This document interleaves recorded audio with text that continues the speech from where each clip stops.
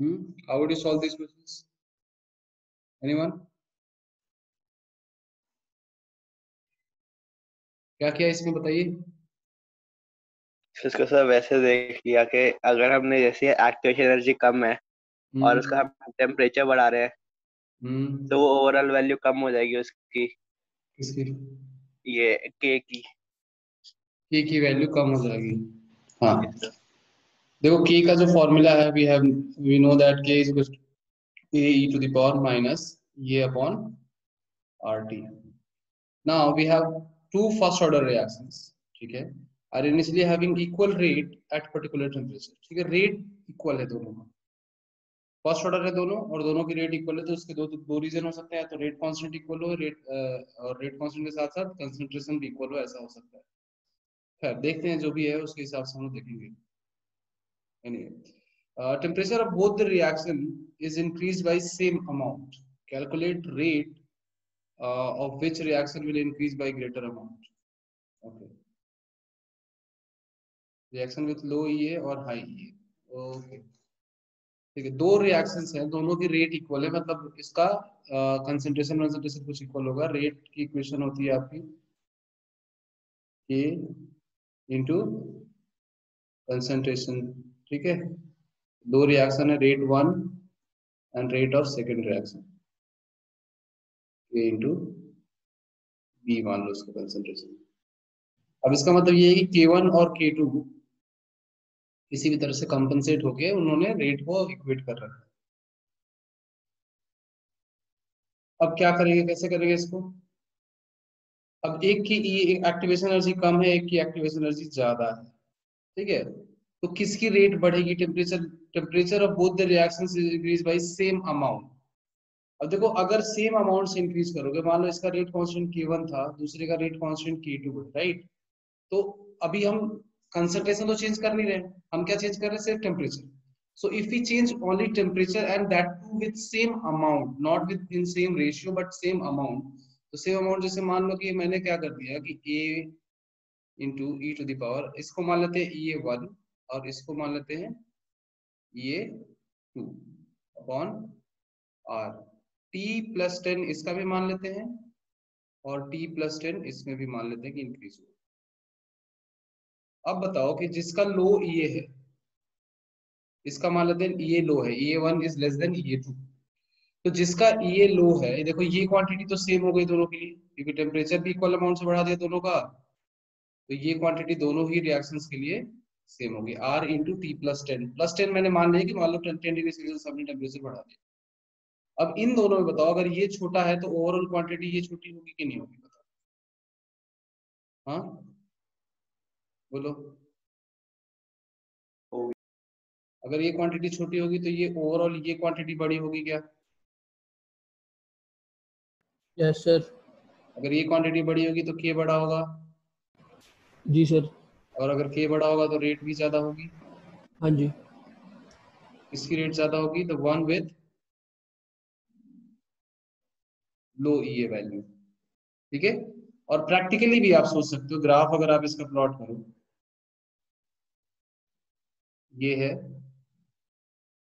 और दूसरा ये है, ठीक है, तो एक की एक्टिवेशन एनर्जी ज्यादा मान लेते हैं हम लोग और एक की एक्टिवेशन एनर्जी कम ही है, ठीक है, ऐसा है कुछ।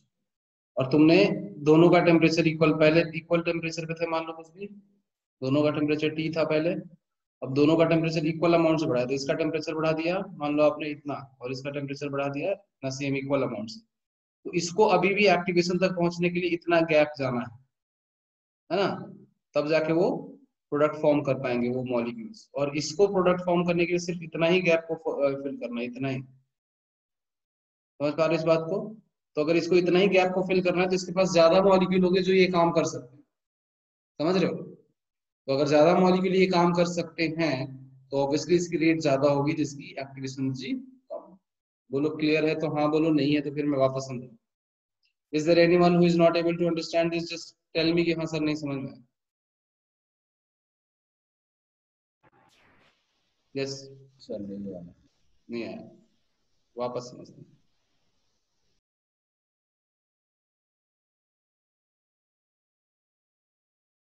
ठीक है, चलो इसको ऐसे देखते हैं, दोनों रिएक्शन का रेट कांस्टेंट हम लोग लिखते हैं, ठीक है। रेट कांस्टेंट लिखा K1 is equal to A e to the power minus EA1 upon RT, ठीक है। और दूसरे के लिए लिखा हमने K2 is equal to A e to the power minus EA2 upon RT। ये पहले का सिनारियो था, ठीक है। अब हमने टेम्परेचर को इक्वल अमाउंट से बढ़ा दिया। इक्वल अमाउंट से जब हमने टेम्परेचर को बढ़ाया तो हो जाएगा इसका K1 डैश मान लेते हैं, which will be equals to A into e to the power minus EA1 will remain same because activation energy is not going to change with change in temperature, right? Into R, let's say T plus something we have added, T plus 10, let's assume T plus 10. And for this also K2 dash will become A e to the power minus EA upon R T plus 10. Is it clear? यहाँ तक सबको समझ में आ रहा? Now, this quantity, the denominator, is same for both the reactions. Why? Sir, because R is always constant and temperature is also, we have increased temperature with same amount for both the reactions. So the product of temperature and the universal gas constant will remain same for both the reactions or both the equations. Clear? Now, if these two products remain same, it is clearly that if this one is low, because we have two reactions, let's assume that EA1, let's assume एक तो होना ही है, तो हम लोग EA1 को मान लेते हैं क्योंकि दोनों में से एक तो लो है, that is given in the question itself. The one with low EA और high EA, किसकी रिएक्शन रेट कम होगी या इंक्रीज होगी, जो भी पूछा जा रहा है. Now, so EA1 is less than EA2, that is for sure. So if EA1 is less than EA2, let's try to use this data to calculate the overall value of K1 and K2 dash. So EA1 और EA2 में EA2 बड़ा है. So don't you think that this quantity, this one, will be bigger than this quantity? होगा क्या? Can I write EA1 upon RT plus 10 का magnitude की अगर बात करें सिर्फ, ठीक है, तो EA2 upon RT plus 10 will have greater magnitude than EA1. आया ना बोलो? Yes sir. क्योंकि ये बड़ा है, ठीक है, ये तो सेम ही है denominator. Now, if this is the scenario, then e to the power minus EA1 upon RT plus 10 and e to the power minus EA2 upon RT plus 10. अगर देखो ये बड़ा है, this one has larger value, which means that the negative term is going to make it 1 upon e to the power something, right? And if it is going to be 1 upon e to the power something, तो क्या होगा? कौन बड़ा होगा इन दोनों में?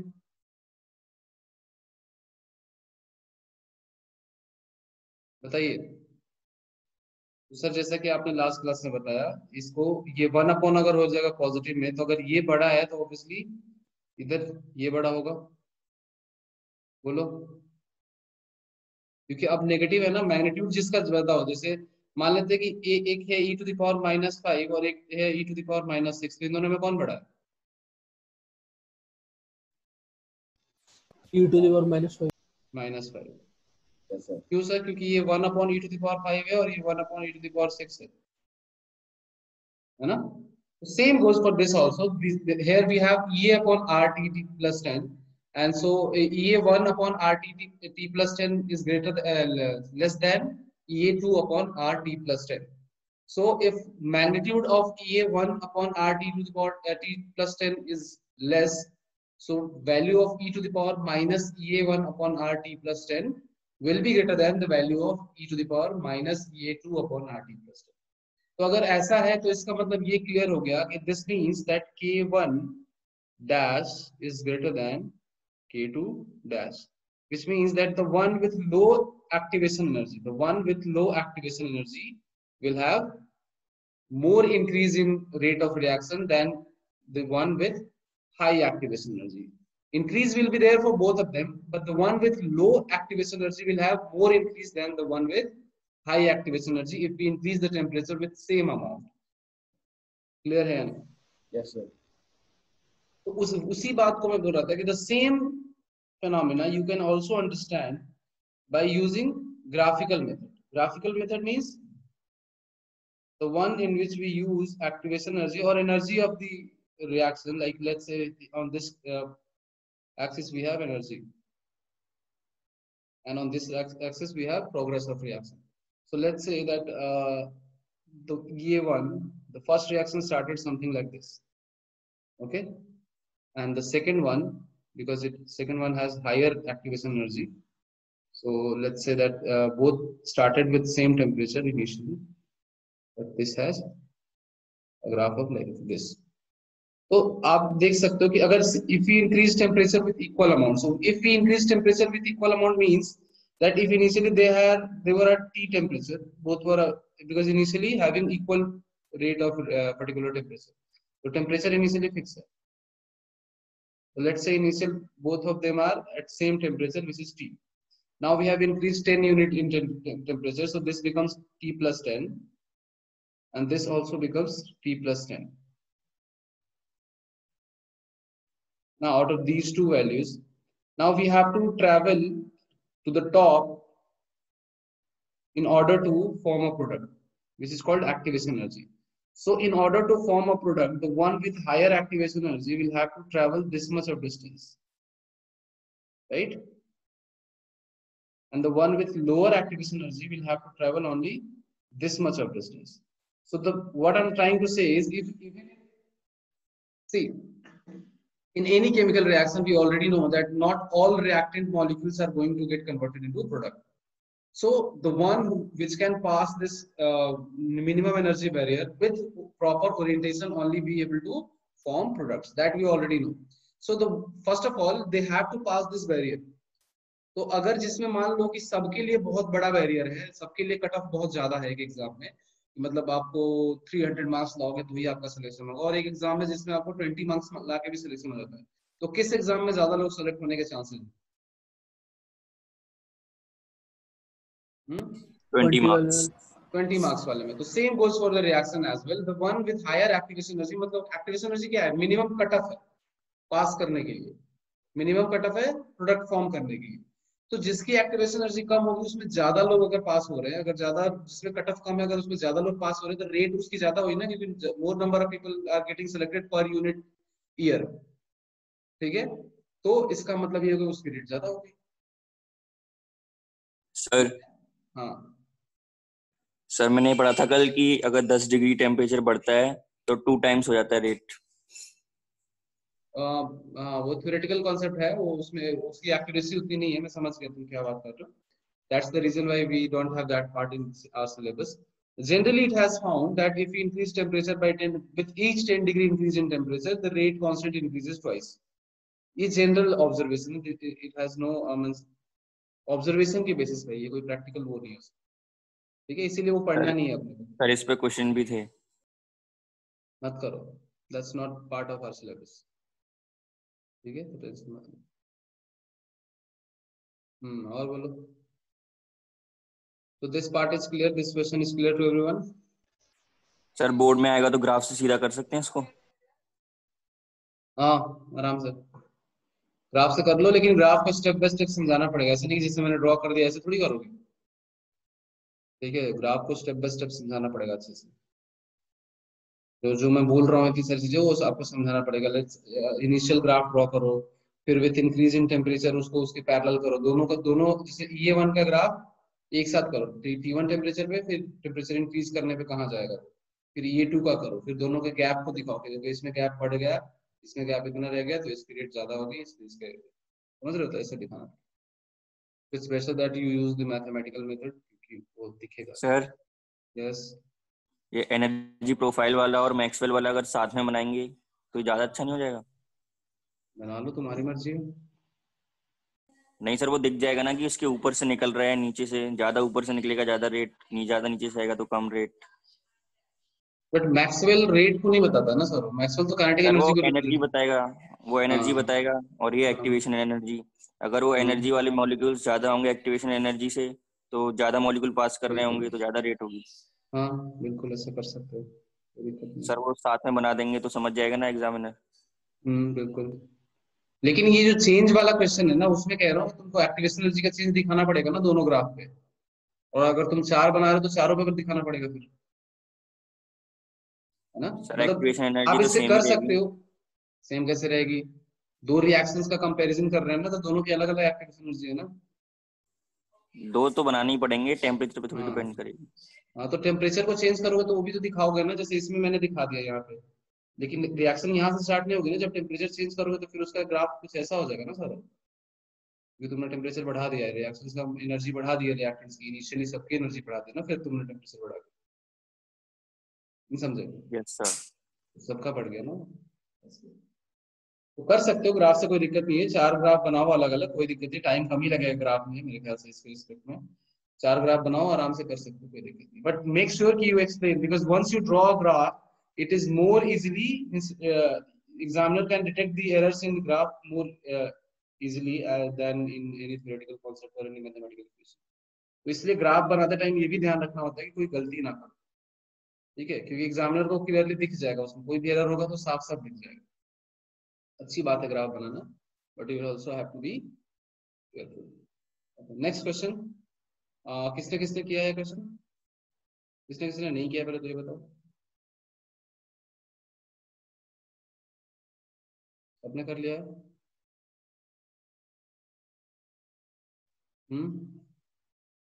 देखो, चलो पार्थी बताओ कैसे करेंगे इसको। सर ट्राई किया था, हुआ नहीं। बोलना चाहिए ना कि सर ट्राई किया था, नहीं हुआ। शिवांगी आप बताओ।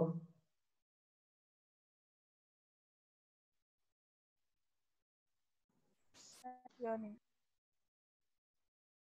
यार आप तुम लोग मजाक मजाक करते हो क्या मेरे से? जब मैं पूछ रहा हूँ कि किसने किसने किया है या किसने नहीं किया है, तो तुम में से कोई नहीं बोल रहा है। जब मैं क्वेश्चन पूछ रहा हूँ तो बोल रहे हो किसने किया नहीं है। अजीब गधे हो तुम लोग, एक बार में बात तुम लोग को समझ ही नहीं आती। जब मैं बोल रहा हूँ कि किया है नहीं किया है तो बोल दो कि नहीं किया है। नहीं किया तो क्या मैं तुम्हारा कि गला दबा दूंगा क्या वहां पे आके?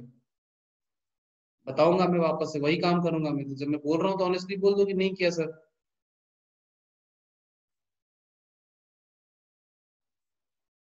ध्यान दो। For the reaction CO plus Cl2 gives COCl2. Okay, under the same concentration conditions of the reactants. Okay, the rate of reaction at 250 degrees Celsius is 1500 times as fast as the reaction at 150 degrees Celsius. Okay, calculate the activation energy of reaction. If the frequency factor is this much, calculate the rate constant of the reaction at 150 degree Celsius. ठीक है, करते हैं। दो part है, पहले part को करते हैं। Calculate the activation energy of reaction. Activation energy कैसे कैलकुलेट करेंगे? दो सिनेरियोज दिए हुए हैं अपने को, एक 250 डिग्री सेल्सियस पे और सर हाँ सर वो जो 1500 दिया हुआ है वो ये है ना कि जो K1 को K2 से डिवाइड करेंगे तो 1500 आएगा। 1500 आ जाएगा, बिल्कुल बिल्कुल बिल्कुल। ठीक है, तो हमने फॉर्मूला डिराइव किया है कि ln K1 upon K2 is equal to क्या है बताओ? ये अपॉन RT। ये अपॉन आर, टी तो है ही नहीं ना। 1/T2 minus 1/T1। अब सब डेटा आपने को दिया हुआ है, क्या दिया हुआ है सर? टेम्परेचर दिया हुआ, T2 T1 दिया हुआ है। दिस इज कोई भी K1 K2 मान सकते हो। अगर आप इसको 250 वाले को K1 मानते हो तो 150 वाले को K2 मानोगे, तो K1 अपॉन K2 जो हो जाएगा वो 1500 हो जाएगा। और अगर 250 वाले को K2 मानते हो और उसको K1 मानते हो तो 1 अपॉन 1500 हो जाएगा। That's all up to you कि आप किसको क्या सेलेक्ट करते हो, अब वो आपके हाथ में। So let's start with the first part. तो इसमें क्या होगा? K1 चलो मैं मान लेता हूँ कि दिस वन इज K1, ठीक है, और this one is K2। So ln अब K1 अपॉन K2 अपने को दिया हुआ है, K1 अपॉन K2 इज 1500। क्यों? क्योंकि सर इस 150 से 250 जा रहा है तो 1500 टाइम्स बढ़ जा रहा है, तो इसको लिख देंगे upon 1500। Equal to EA upon R, T2 कितना है 1/150 प्लस 273, ऐसा यूनिट में यूज करोगे, ठीक है, डिवाइडेड बाय 250 प्लस 270। एक ही तो अननोन क्वांटिटी है इसमें एक्टिवेशन एनर्जी, बाकी सब नोन है। वैल्यू पुट करो, आंसर निकालो।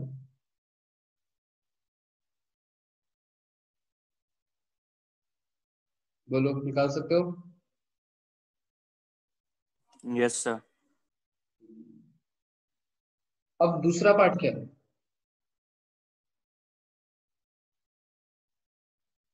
द फ्रीक्वेंसी फैक्टर क्या है?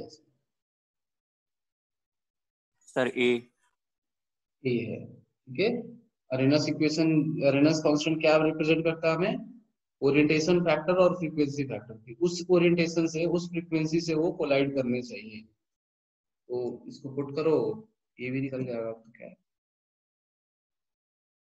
एक्टिवेशन एनर्जी आई गई, फ्रीक्वेंसी ए दिया हुआ है और आपसे पूछा जा रहा है कि आप ये बताओ, रेट कांस्टेंट बताओ 150 डिग्री से।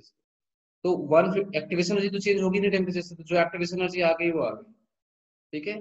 अब आपको निकालना है 150, तो आप लिखोगे K is equal to A into e to the power minus ये आ गया आपका R और T 150 डिग्री, मतलब 150 प्लस 273, इसमें पुट करो। A की वैल्यू यहाँ पे दी हुई है आपको, use this quantity as A, 150 will be 150 plus 273, R ये we have calculated from this equation, we'll put there and we'll get the value of, ये कर लेना कल की क्लास में, कल मत बोलना कि सर नहीं किया, ये ट्राई किया था नहीं हुआ, ठीक है। क्लियर है सबको? यस और no? Yes sir. Okay, very good. So, do you have any other doubts, or I'll just ask you guys to practice some more questions? Okay. So, how does catalyst affect the rate of reaction? We have mentioned some points. Effect of catalyst. So that we have already discussed in chemical equilibrium, but still I'll bring it up. Effect of catalyst on rate of reaction. ठीक है। सो catalyst rate of reaction को increase करेगा, decrease करेगा या same रखेगा? Increase करेगा। Increase करेगा, क्यों? क्योंकि सबसे पहले ये एक्टिवेशन एनर्जी कम कर देता है। बिल्कुल, catalyst decreases the activation energy, ठीक है। अगर एक्टिवेशन एनर्जी डिक्रीज होगी, so obviously rate of reaction is going to increase. So every catalyst has same function, and that is to decrease the activation energy, ठीक है। But catalysts are of two types. The first one is called promoters or catalyst, and the positive catalyst. और दूसरा जो होता है उसको हम बोलते हैं poison. So the role of poison is to increase the activation energy, which is opposite of catalyst, what we use the term for in general sense. The catalyst in general is like something which increases the rate for anything, but that is not just limited to something which only increases the rates. Catalysts sometimes also decrease the rate, and those catalysts are called poisons. Okay, so poisons have the function to increase the rate of reaction. तो ये भी आपको ध्यान रखना, बहुत बार आप लोग को इंक्रीज भी करना पड़ता है रेट या स्लो करना पड़ता है reaction, so those are called poisons. So let's say that we have a reaction over here and it starts something like this, okay. So and if we use another catalyst which increases the rate of reaction, so the graph is going to look something like this, not exactly, but something like this. And if we use another part which is poison, so the graph is going to look something like this. So the initial and final energy of reaction, you can see that will remain same. Initial and final energy of reaction, this is energy of reactant and this is energy of product. Okay, so the difference will always be the same. Catalyst is not going to change enthalpy of reaction, catalyst is not going to change equilibrium constant of reaction, catalyst is not going to change any other aspect of the reaction, whether it is energy of reactant or the energy of product. All it does is it decreases or alters the activation energy. Basically catalyst alters the activation energy. So activation energy को कैसे कैसे करेगा? So this graph represents, this is the general, this is original activation energy, ठीक है। This represent activation energy in presence of a poison,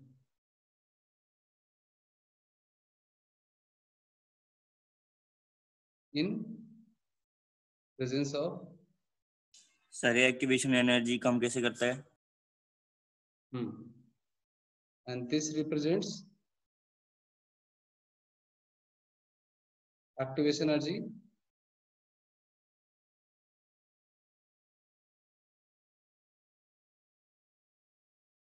in presence of positive catalyst. हाँ, Saurabh question है कि sir ये एक्टिवेशन एनर्जी कम कैसे करते हैं? Can anyone answer that? Catalyst ऐसा क्या करता है जिससे कि एक्टिवेशन एनर्जी कम हो जाती है, एनर्जी बैरियर कम हो जाता है? तो क्या करता होगा catalyst? Okay, we'll understand this with an example, because we can, if we can understand that example, we'll be able to understand the role of a catalyst. We have discussed that in case of reduction of alkenes, not alkanes, when we use H2PT, let's say, तो platinum works as a catalyst, right? Platinum का काम क्या होता है? Catalyst का काम होता है, यही होता है ना? H2 reducing agent है, ये तो हमें पता है कि हाइड्रोजन उसमें ऐड हो जाएगा तो रिडक्शन होगा, तो H2 is a reducing agent. But platinum, nickel, or whichever D block element we use as a catalyst. So what is the role of D block elements over there in that particular reaction? If you can find, or if you can recall of those roles, you will be able to understand the role of a catalyst, how it decreases the activation energy. So can anyone tell me कैसे ये platinum work करता था? क्या करता था platinum? Surface provide करता था. Okay, surface से क्या होता था?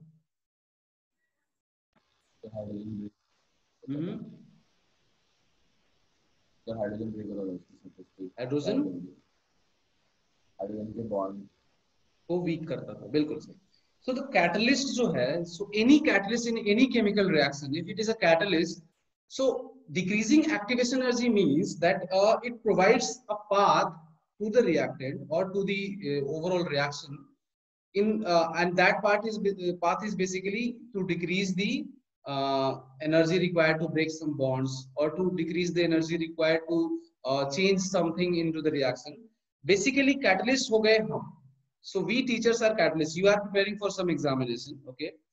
So I am not going to decrease the level of examination, but I can provide you with some data with which you can easily crack the exam. So we are catalysts or facilitators. So role of catalyst is just to provide sufficient energy or sufficient pathway to the reactants in order to get converted into product. ठीक है? Product की energy कम नहीं हो रही, reactant की energy भी कम नहीं हो रही, जो बीच में बॉन्ड ब्रेकिंग के लिए जो एक्स्ट्रा एफर्ट लग रहा है, जैसे आप खुद से पढ़े तो you will require a textbook, proper textbook, which should be exactly according to the JEE syllabus or your board syllabus. So you'll have to look through a lot of textbooks, so it will take a lot of time. Then you have to make a note out of it. Then you have to segregate the topics which are not there in part of syllabus. So it will require a lot of effort. But once we are there, what we do is we segregate the topics for you. So we are saving your time. We segregate the questions that you can do these questions for this topic, that are better questions. We sometimes also guide you to not attempt some books which have good questions but are no use of for you. So that is the role of catalyst in reaction. This basically either decreases bond breaking energy for some other molecule which are required. तो उससे क्या होगा कि net required जो energy थी, minimum energy थी, वो उसका level कम हो गया. Okay, जैसे कि इसमें हमने पढ़ा है कि platinum क्या करता है, it provides surface to the hydrogen which decreases the bond energy between hydrogen atom, which is very high, 434 kilojoule per mole. So to decrease that bond energy, because if we don't decrease that bond energy, it will be difficult for hydrogen to participate in reduction because its bond energy is very high. So the catalyst decreases the bond energy of hydrogen because वो hydrogen के साथ interact करना है, तो surface जैसे ही मिलेगा तो lose होने लगेगी उसकी bonding, और जैसे lose होगी उसकी bonding, उसी time पे reduction होना शुरू हो जाएगा. So is it clear, Saurabh? Yes, sir. Fine. So this is how catalyst affects rate of reaction. Is there any doubt or any topic which we haven't covered? So I'll just cover it right now. If you have any topic or any doubt, just you can ask, or I'll give you some questions. बताओ।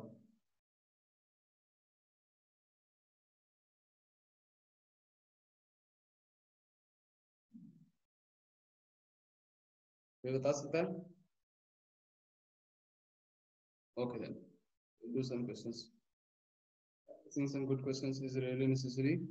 So like reaction A, which gets converted into B, and B then can get converted into C. A has rate constant K1, and this one has rate constant K2.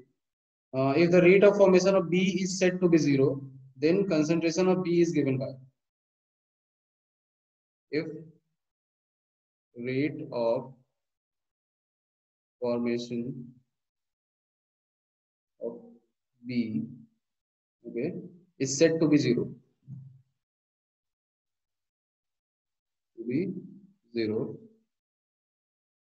then the concentration of B is given by.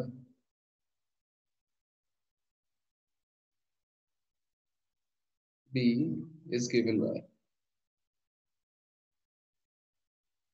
आपको बताना है, calculate करो और बताओ। फिर से मैं पढ़ता हूँ। For the reaction A gives B gives C if the rate of formation of B is said to be 0, ठीक है, रेट ऑफ फॉर्मेशन B का क्या हो गया, 0 हो गया, then concentration of B will be given by. आपको बताना है।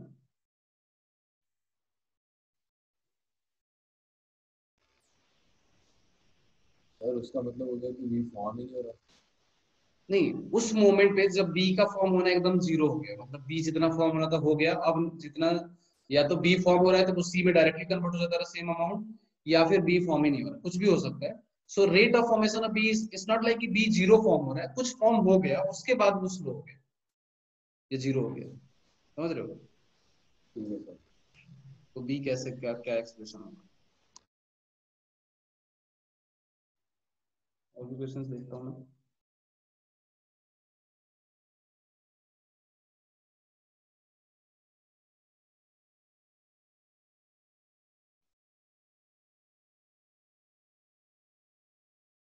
ये नोट कर लिया सबने?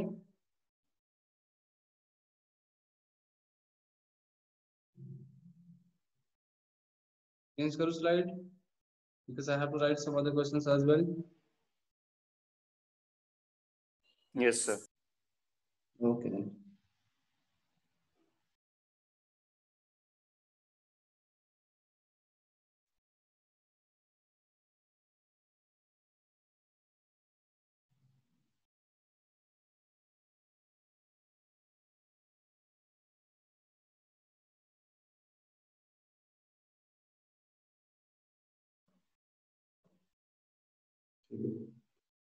नेक्स्ट क्वेश्चन है,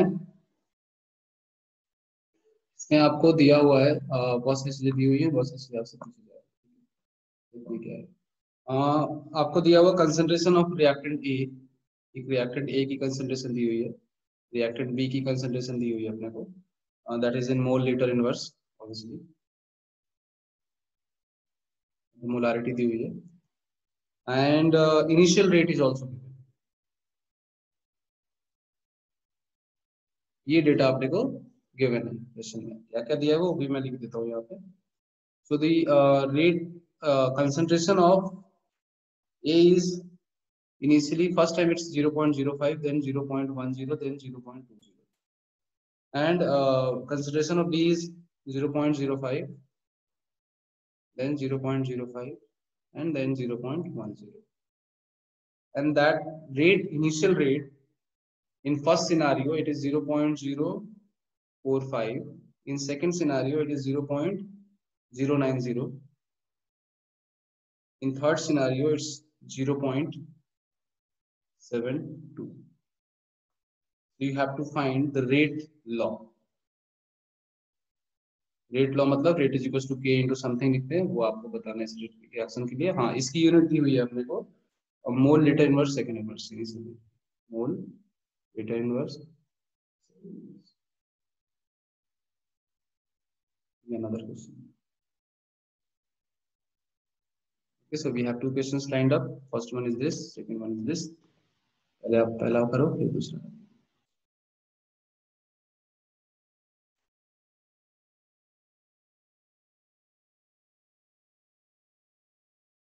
फर्स्ट क्वेश्चन हो गया सबसे?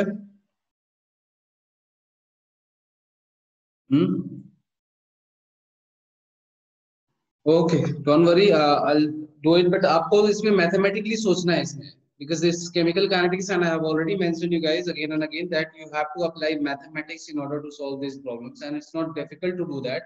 You just have to think about the process and imagine कि क्या हो रहा होगा at that moment when the bee is not getting formed. So first of all, to do that, we need to know the rate of formation or rate of disappearance of bee, or equation for formation of bee. We must have an equation, then only we'll be able to calculate uh, the quantity which is being asked. So first of all, what is happening in this reaction? Let's try to understand that. A gets converted into B and B gets converted into C. So B has two roles, one to get formed and other to get consumed at the same moment. So B is being formed as well as being consumed. So to calculate B, the equation is going to be complicated, or at least not as simple as the first order reaction, because as you can see, rate of formation of B अगर आपसे कोई पूछे तो क्या लिखोगे? Rate of formation of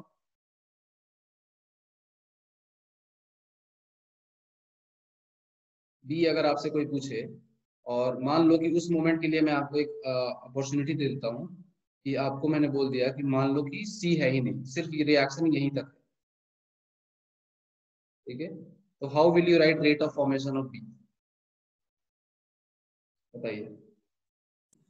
minus D A by D T.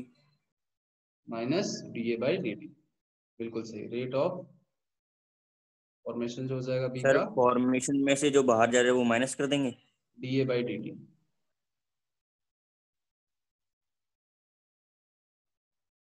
बिल्कुल सही बोला तो सर, कि D A by D T. Magnitude wise बात करें तो change in concentration of A in a positive way by D T, ठीक है? यही होगा। बोलो हाँ या ना, बोलते जाओ सब लोग। यस अगर सर। सर, अगर इस रिएक्शन में सर सी नहीं होता तो हम लोग ऐसे लिख रहे होते कि minus D A by D t is equal to d B by D t is equal to k one into concentration of A. लिख रहे होते कि नहीं? बताओ बताओ। Is this yes sir. equation, is there anything wrong about this equation? Rate of formation of B will be equal to rate of disappearance of A, and rate is equal to K into A, K into initial concentration. यही होगा। So this is going to happen if there is no C in the reaction, and if there is no A in the reaction, then what will be the rate of decomposition or rate of disappearance of B? Huh? K two B की concentration, appearance of B. So that will be equals to minus dB by dt, which will be equals to minus plus dC by dt, which will be equals to K2 into B. यही होगा, क्योंकि B Yes, consume sir. हो रहा है ना, A तो है नहीं उसमें, जितना B है उसी के अकॉर्डिंग वो कंज्यूम होगा। ये इन दोनों इक्वेशन में किसी को कोई डाउट है तो मुझे बता दो, इसमें और इसमें।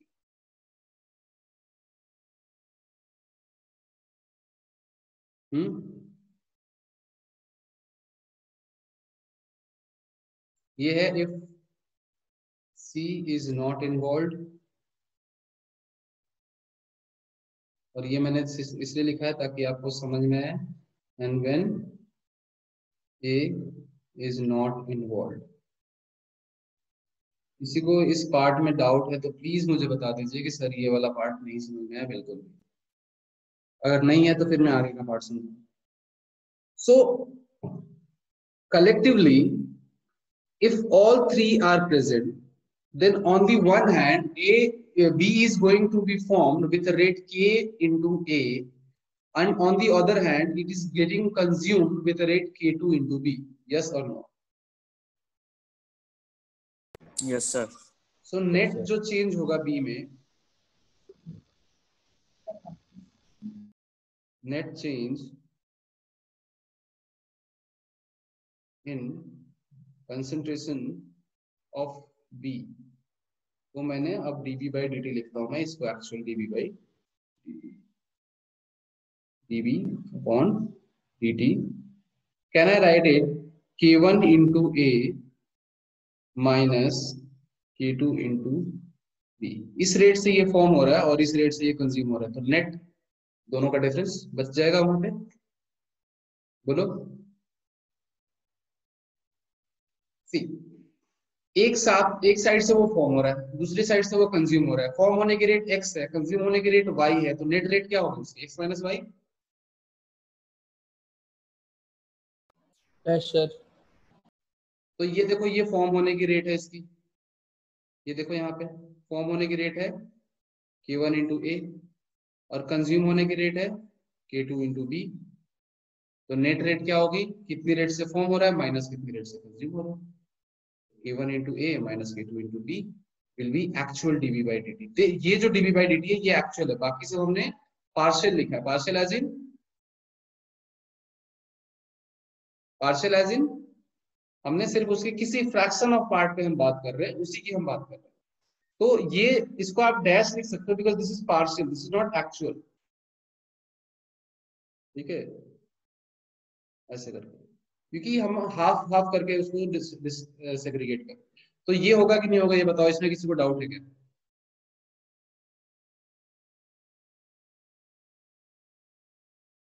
नहीं है, ठीक है। So now if formation of B is said to be 0, अगर ये 0 हो गया, इसका मतलब क्या होगा? dB by dt is 0, ये 0 हो जाएगा, होगा कि नहीं बोलो? And if dB by dt is 0, so we can write concentration of B in terms of A. So at that point, K1 into A minus K2 into B will be 0. So concentration of B will be equals to K1 upon K2 concentration of B. ये चार option थे, उसमें से एक option ये है, हाँ है बी ऑप्शन। ओके, बोलो समझ में आया क्या? Yes sir. Yes sir. ठीक है, सिर्फ दो लोगों को ही समझ में आया, बाकियों को आ गया सर। ठीक है। Yes sir. संजोत समझ में आया?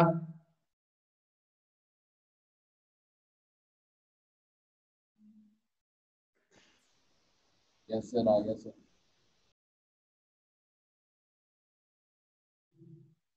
और कोई रह गया जिससे इंडिविजुअली पूछूंगा तो ये बताओगे तो बता दो, पूछ लेता हूँ। शिवांगी समझ में आया? हाँ जी सर, आ गया। पार्थी समझ में आया?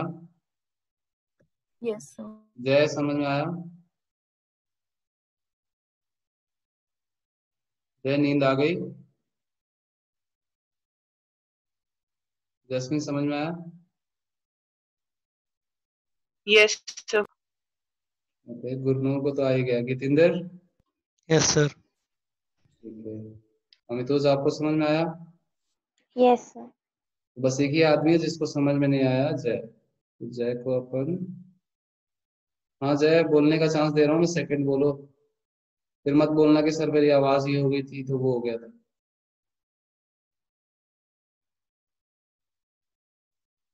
Very good. Jay Sharma is no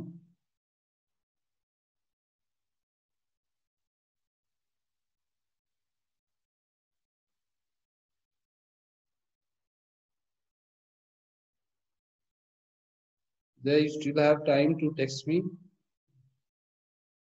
in the chat box of Zoom itself. Else I need to remove you because you're not responding. It means you're just there in the class, but you're not in the class. Thank you very much for joining the session. Chalo. So next is this question.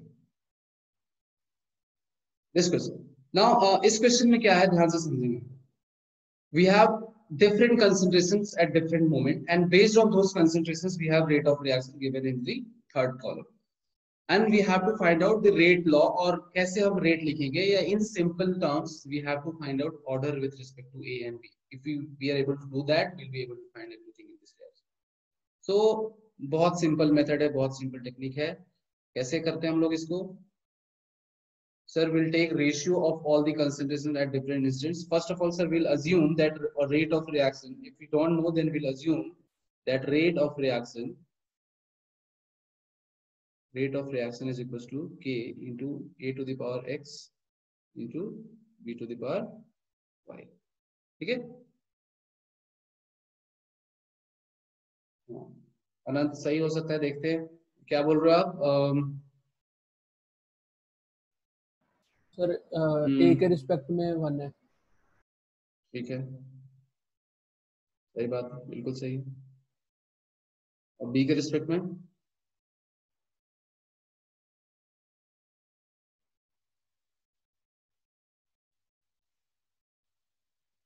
में भी आ ही जाएगा, raisin मतलब 1 2 कुछ कर देखते हैं।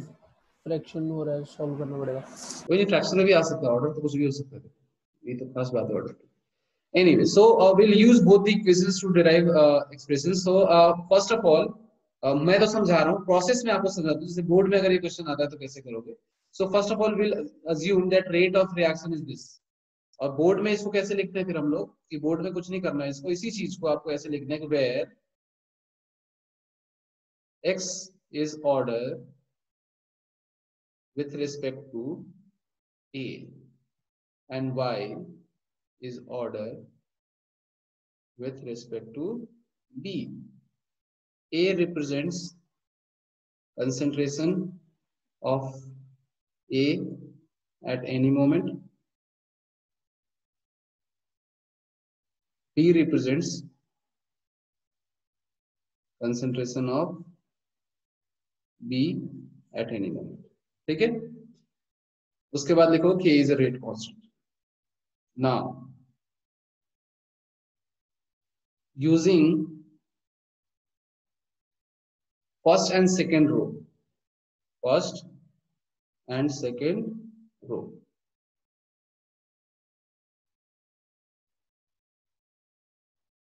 क्या करेंगे हम इसको यूज करके? So concentration rate 1 upon rate 2 will be equals to concentration of 0.05, ऐसे लिखोगे जो भी कंसंट्रेशन है A की, फिर B के 0.05 to the power x to the power y divided by 0.10 to the power x and 0.05 to the power y. ऐसे करोगे सॉल्व, ये तो कैंसिल हो जाएगा। Now, sir, if we increase rate by 2 times or if we increase concentration of A by 2 times, rate becomes twice. कैसे? Sir ये 1/2 हो जा रहा है सॉल्व करके, और ये भी आ रहा है 1/2 to the power x, which means x is equals to 1. हालांकि मैंने बहुत शॉर्ट में कर दिया, आप उसके प्रोसेस वाइज जाओगे तो x 1 आ गया। x 1 में किसी को कहीं कंफ्यूजन, कोई डाउट है तो बता दीजिए। है किसी को डाउट? नहीं है, तो यहाँ से आप x 1 निकालोगे, फिर आप लिखोगे बोर्ड में now using row 2 and row 3, क्योंकि उसी में y चेंज हो रहा है और उसमें x भी चेंज हो रहा है। Now we already know the value of x, so we can use that, utilize that. So using row 2 and row 3, row 2 और रो 3 को यूज करेंगे, बार बार हम लोग यूज करेंगे, तो उसको लिखेंगे रेट 2 अपॉन रेट 1 और sorry rate 3 will be equal to कितना है, देखो यहाँ पे कंसंट्रेशन A का कितना कितना है 1 और B का 0.05, तो 0.10 to the power 1 into 0.05 to the power y divided by 0.20 to the power 1 into 0.10 to the power y. Now rate is given 0.90 upon 0.72. ठीक है, यही है rate.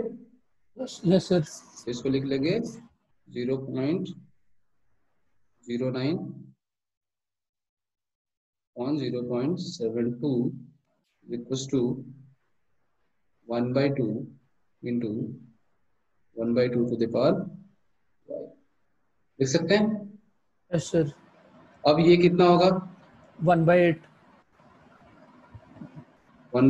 is equals to 1/2 into 1/2 to the power y. ये तो cancel हो गया, 1/4, 1/4 is equal to 1/2 to the power y, 1/2 to the power 2 equal to 1/2 to the power y, which means y is equal to 2। सही है ना तुम्हारा? So net order क्या हो गया? y is equal to 2, x is equal to 1, overall order हो गया 3। But question हमसे ये नहीं पूछा गया था, क्वेश्चन पूछा गया था कि रेट लॉ कैसे लिखा जाएगा। तो रेट लॉ लिखा जाएगा rate is equal to k into a to the power 1 into b का स्क्वायर। ये ऑप्शन में है, ऑप्शन ए। ठीक है, तो बोलो किसी को इसमें कहीं कोई डाउट, कोई समस्या, कोई परेशानी बताओ। Anyone?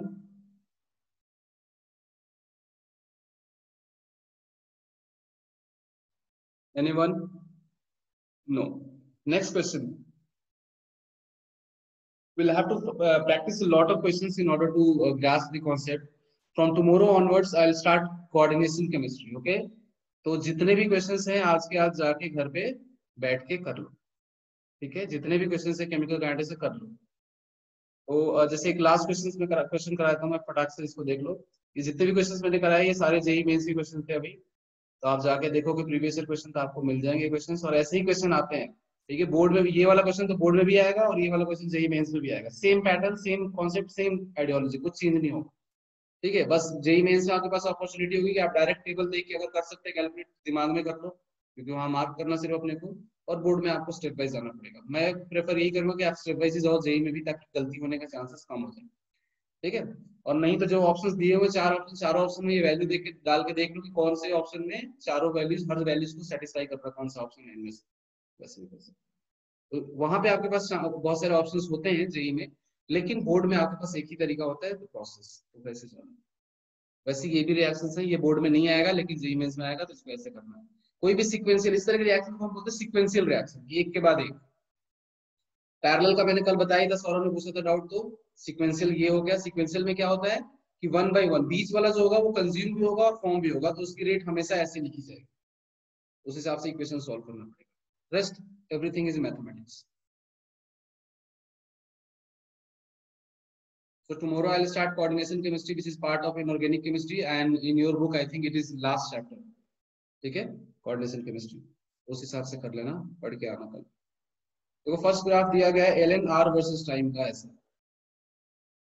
ln r, I think r is rate versus time। ये रिएक्टेंट की कंसंट्रेशन है, और concentration of reactions r with time, reactant की कंसंट्रेशन है। ठीक है, और दूसरा दिया हुआ है रेट वर्सेस टाइम।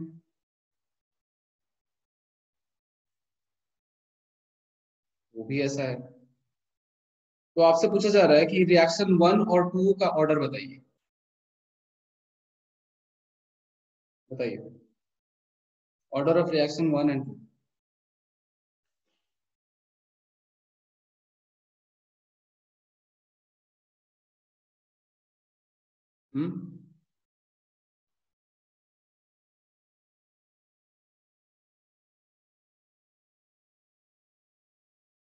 लोग कुछ नहीं दिया, बस डायरेक्ट ऐसे दिया।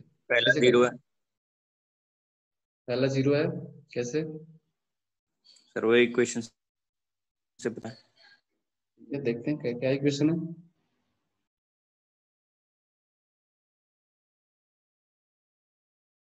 सही बोल रहे हो सौरभ, एक्सप्लेन करो थोड़ा, ऐसे थोड़ी से बोल दिया। सर वो इक्वेशन नहीं थी हमारे पास, a is equal to a not minus kt। उसमें दोनों तरफ लॉग ले लो। ln r upon r not लिख लो आप, that has to be minus kt, है ना। सर आप इसको लिख सकते हो कि ln r minus ln r not is equal to minus kt।